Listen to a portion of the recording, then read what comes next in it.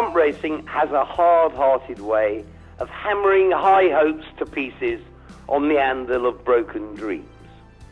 But with the jump season in full flow, it's worth pinching ourselves and pondering that on the staying chasers front, we have a happy embarrassment of riches with the potential to deliver us a Betfred Cheltenham Gold Cup of almost unparalleled class and quality.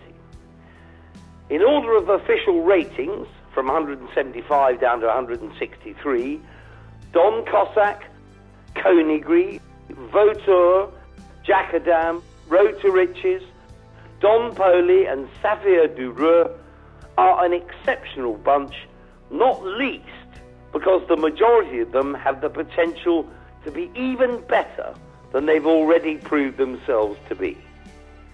In all frankness, a Gold Cup win for any of the exceptional 7 chasers under discussion here would not come as a surprise.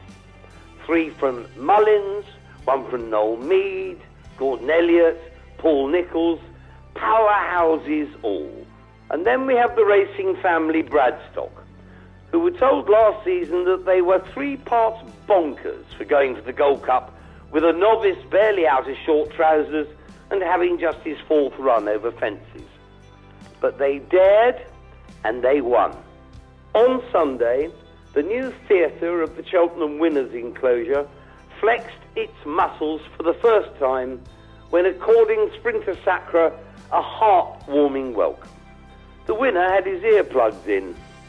Those of a nervous disposition might do well to follow suit when the 2016 Gold Cup winner returns, drenched in sweat and trailing clouds of hard-earned glory.